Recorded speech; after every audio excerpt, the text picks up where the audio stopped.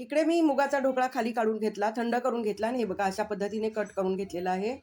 अप्रतिम चवीचा हा ढोकळा तयार झालेला आहे. तुम्हीही नक्की ट्राय करा. आवडल्यास लाईक, कमेंट आणि सबस्क्राईब करायला विसरू नका फ्रेंड्स.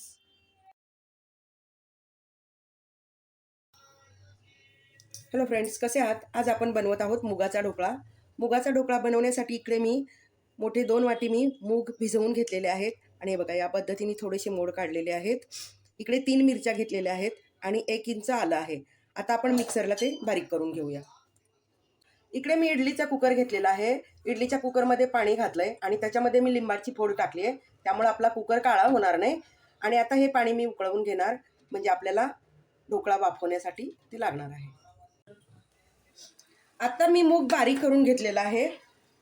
आपण एका भांड्यात काढून घेऊया.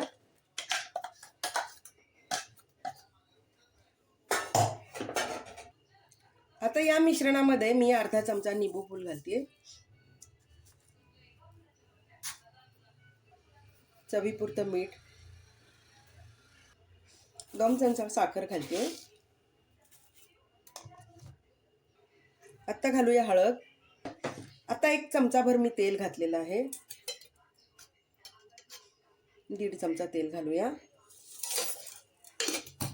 आणि छान फेटून घ्यायचं. 1-2 मिनिटं मी फेटून घेणार आहे.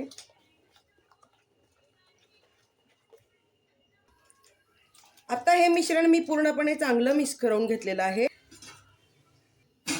1 छोटा चमचा मी रवा घातलेला आहे. रव्यामुळं चवीला छान लागतं आणि बाइंडिंग होतं. तर आता आपण घालणार आहोत इनो, 1 पॅकेट पूर्ण, आणि ॲक्टिवेट होण्यासाठी थोडंसं पाणी. आणि हे आपण पटापट मिक्स करून घ्यायचं. मिश्रण छान फुललं जातं.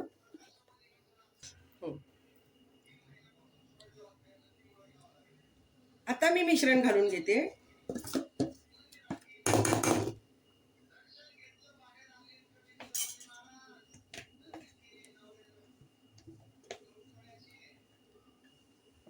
सगळं मिश्रण आपण डब्यात घालून घेऊया.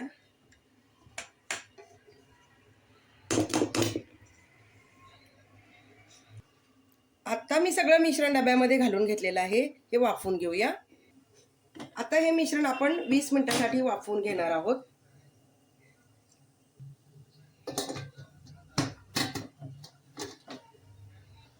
मुगाचा ढोकळा तयार झालेला आहे. आता आपण खाली काढून घेऊया.